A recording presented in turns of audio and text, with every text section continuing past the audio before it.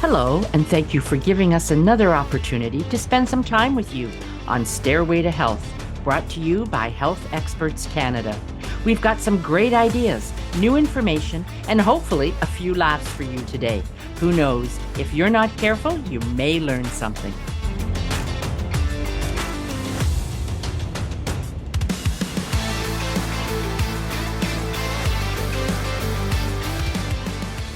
Welcome, everybody, to the Stairway to Health podcast. I'm your host, Frank Peary, and I'm with Marilyn Mitchell. And today, I want to start by asking you, what is weight loss? Now, that's a loaded question, Marilyn, but what I guess I'm getting at is, what does weight loss mean to people, and how does it make them feel when they think about weight loss? You're asking me this question? Oh, my heavens. I mean, really, we could be here for 2 hours talking about this. Well, the listener may get a little bit, have something to say about it, but I'm serious. I guess I just want to touch on some key points here. For instance, they did a study. Many, many years ago. Now I'm going back probably, 15, maybe even more years ago, when they ran a study on Miss America Miss America pageant contestants. Oh, yes. And now, when you think of a Miss America contestant, what do you think of? I mean, tall, slender, beautiful, right? I mean, they're the ideal woman up on stage for most people when they think of Miss America. It's a beauty pageant after all. Mm-hmm. But when they did this study, they realized that it was something staggering, like over 80% of the Miss America pageant contestants back then were clinically diagnosed as obese. Obese. Now, okay, let me clarify. All right, you better.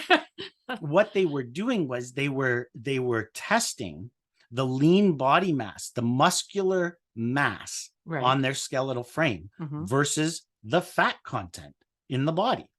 And I guess, for these contestants, it was all about being thin, but didn't realize that being thin isn't necessarily healthy. Oh, well, that's true. Yeah. Right? There's a lot of people out there that are thin, but aren't healthy. And the ideal body image really should specify and stress the need for lean, toned, strong, healthy muscle. So what you're saying is the women had no muscle because they weren't exercising, they weren't doing anything. They just looked at the scale, the number on the scale for a weight. So they had no muscle. So in relationship to muscle, they had far more fat in their body than they did muscle, even though when you looked at them, the perception was that they were very thin. Exactly. That's exactly it. Gotcha. I think, Okay. I mean, they were probably very focused on burning calories, losing calories, doing a ton of cardio activity, running on a treadmill, riding a bike, going for walks or hikes. So it's not to say that they weren't exercising, right? But there's a big difference in terms of exercise when you look at cardio exercise versus resistance exercise. And we'll get into that in a later podcast, I'm sure. But the whole concept of what the perception of weight and weight loss. I mean, I'll give you an example. I often wonder about this because I come across these quotes, and they're all over social media. We see them all the time. And this one was posted not that long ago, and it says, if you're serious about change, you have to go through uncomfortable situations. Stop trying to dodge the process. It's the only way to grow.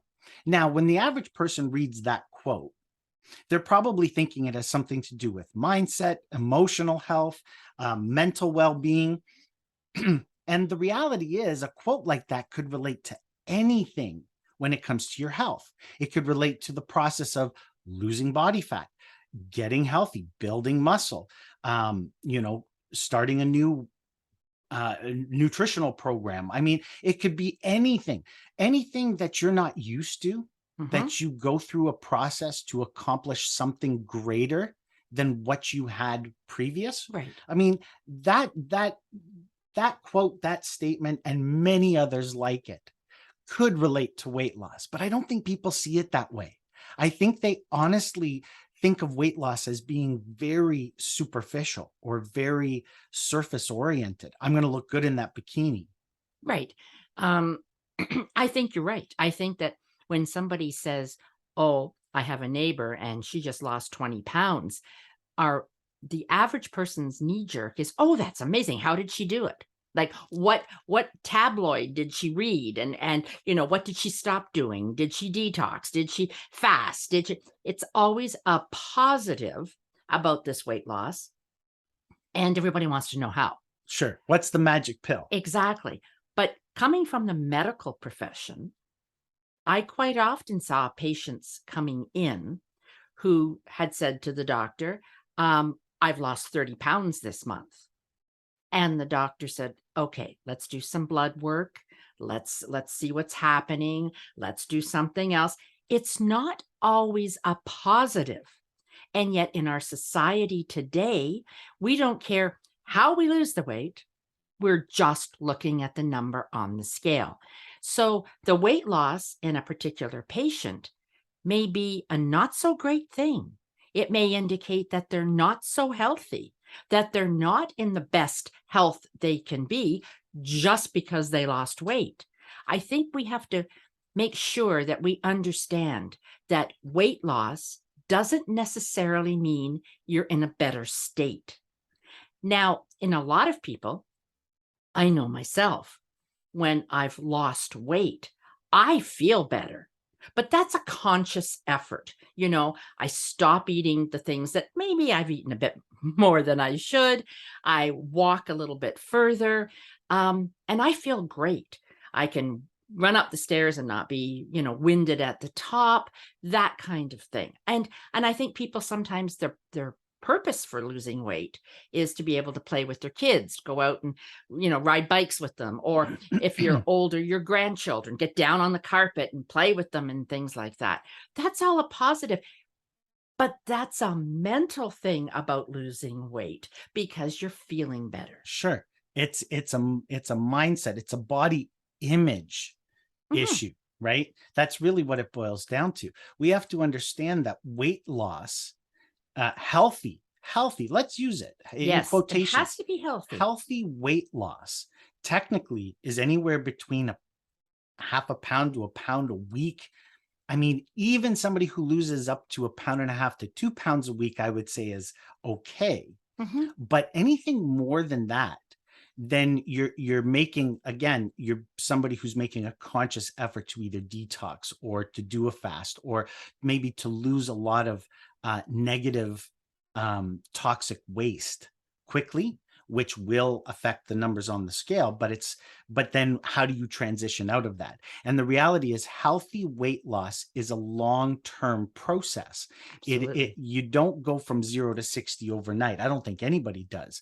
But to your point about what the reasons are for somebody wanting to lose weight, whether it's to feel more energy, whether it's to, bolt up the stairs without being winded, or get down on the ground with your grandkids, or play outside with your children, it all boils down to building a legacy of long-term health.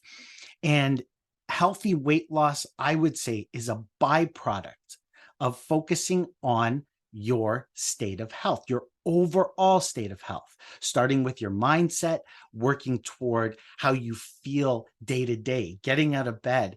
Do you have energy? Are you eating the right foods? Are you feeling sluggish? Like addressing all of the standard health issues and correcting some of what's making you not feel so great will ultimately lead to that fat loss and healthy level of weight loss, weight management. Do you know who I really respect? And we've come across a couple of clients now that we've dealt with over the years are the people who have never owned a scale. Ah, yeah. And I think that those people, they get it, right? They're not saying, "Okay, I weigh 200 pounds. I need to lose 25. My perfect weight is 175." And however they have to get there, they do it. That's not these people. These people are ones that say, I tried to tie up my running shoes yesterday morning and had to sit up between feet because bending over, I had this mass that I had to get around to tie my shoelace. So, like they are the people who don't stand on a scale, but they know just by knowing their body that, okay, I have more girth Yeah. than I should. We've all been there, Yeah. especially after a Sunday night pasta dinner. Well, that's it. And don't we just naturally know that you've been to a wedding and you've had, 7 courses or a big dinner the night before, or you've gone to the all you can but shouldn't have eaten buffets, right? The next day, your body just naturally wants to have lighter foods. Maybe you feel like, you know what? I'm just lying on the couch. I don't feel like doing anything, but I should get up and walk around the block. It's things we don't need something to stand on to scream get off. Sure. We don't have to be told. Our bodies know that. Most of us can look in the mirror and know whether or not we look or feel good in the clothes that we're wearing. Absolutely. Right. Yeah. And why do you need a scale to tell you any different? I think it harkens back to that antiquated system of the BMI, the body mass index. Yeah. I mean, we've worked with how many athletes over the years who at 200 plus pounds will stand in front of you, and the doctor, for their height, their weight, doctor will say, oh, your BMI says you're obese or you're well overweight. The reality is they're carrying a massive amount of muscle tissue. Yeah. That's lean, toned, strong, healthy muscle. It's not body fat they're carrying. So they're in a much healthier state than what the BMI would reflect. So I think that's it. I think it goes back to body image, how we see ourselves, how we feel. And again, listening to our bodies, right? Listening to our bodies and knowing that healthy weight loss is achievable as a byproduct through getting the rest of our body and minds healthy. I agree 100%. I just don't think that we have to have a scale to tell us whether we're healthy or not, because I don't think they're doing a good job, those scales. No, I have to agree with you. I don't think they are. I'm not a big fan of them myself, that's for sure. Well, I appreciate the frank conversation today. Pardon the pun, but I think it's important for a lot of our listeners out there. I think a lot of people struggle with this whole concept of weight loss and what it means. And the reality is it boils down to how you feel about yourself. And right? that's the most important, because it doesn't matter what the numbers say. What matters is whether you're walking tall, your shoulders are back, you feel great. Head held high. That's right. And you own life because it's wonderful. Don't let standing on a scale and that number ruin that attitude for you. Right. Don't let it dictate how you're supposed to be feeling, Mhm. right? How you're feeling about yourself. Well, that's all the time we have for today. Thanks for joining us. I'm Frank Peary. And I'm Marilyn Mitchell. And until next time, remember, health equals wealth. So that's all the time we have today, but there's still so much more to talk about and learn. Head over to healthexpertscanada.com for more ideas on healthy living, and don't forget to like, download, and share this podcast with your friends, just for the health of it.